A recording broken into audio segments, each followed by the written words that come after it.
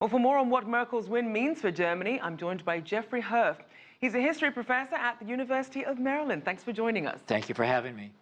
So Merkel unsurprisingly won, but some German press are calling it a, quote, bitter victory, considering how many seats her party lost, where that support actually ended up going. What's your reaction to this election? As a historian, my reaction to the election is perhaps a bit different than what I've heard in the press the last day or so. In a society of 80 million people, to digest 1.5 million or 2 million immigrants who come from countries with cultures that are quite distinct and different is quite a shock.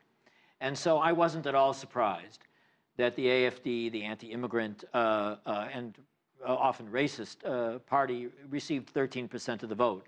My perspective was it could have been a lot worse. And that the thing to keep in mind that viewers in China and everywhere should keep in mind is that Germany's political establishment, all of the other parties, are opposed to making coalitions with this organization, with the AfD, and that Germany's democratic political institutions are very stable. And I'm actually, I'm not happy about the fact that the AfD is in the parliament. I'm sure they'll cause a lot of nuisance, but I'm confident that a stable coalition is going to emerge. So clearly a lot of things resonated, though, for voters with the AfD. So what should we be paying attention to in regards to the current sentiment that we're seeing in Germany and the direction that could take the country? Well, I think the AfD's support had to do with fear. And everywhere around the world where people are afraid, they don't vote rationally, and they vote for demagogues. And this is a problem that politicians in democratic societies, all societies need to confront. So there was a massive immigration wave. There was terrorism. There was violence, which was exaggerated, but it existed. So I think that Merkel and her coalition partners will make security an important issue. I think that what Merkel's challenge, and it's really the challenge of all of our sort of democratic multi-ethnic societies, is to integrate these people in Germany, to see that they learn the German language, that they understand democratic principles, that they become functioning members of the labor force. All of that can be done, but it's a huge challenge. So then what do you think are the implications for this election outcome for the broader EU? Well, I think in that sense it's good. I mean, Merkel is, along with Emmanuel Macron in France, are the two pillars of the European Union. And so I think that after all, she was reelected. And in very challenging times, I think that's the point that viewers should keep in mind. This was an enormous shock.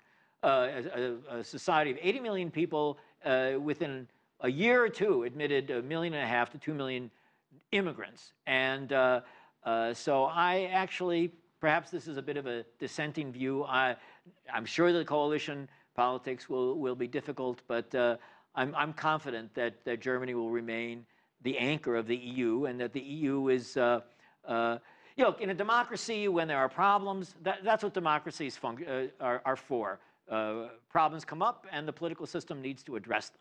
Now, Jeffrey, we do know that Macron is really pushing for a more integrated EU.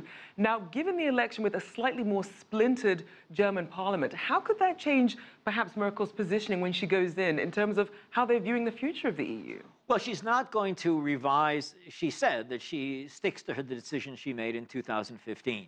So there's not going to be a massive expulsion of immigrants. There's not going to be a change in the policy of integrating them. And Macron is also committed to a France that is open to the world. And both Germany and France make the case that a society that is open to the world and welcomes many different people, insists on the rule of law, this is a place where you want to do business. Now, one thing we should look at is also the impact of this on Brexit. How do you think, if at all, this changes how things will go with the Brexit negotiations? I don't think it, as far as I know, I don't think it has much impact. I think the British establishment made a terrible decision in leaving the EU, and now they're stuck with it. Maybe, who knows what will happen in British politics? The British may revisit this. Many, many economists were saying this was a foolish thing to do. And, you know, I don't think that the Germans are interested in the German phrase Schadenfreude, that is sort of a pleasure at other people's suffering. But if the banking sector in London decides to move to Europe, then Frankfurt is there with open arms. Indeed. Yeah. Well, thank you so much for your insights. We'll have to leave it there. Jeffrey Herf, Distinguished History Professor at the University of Maryland in College Park.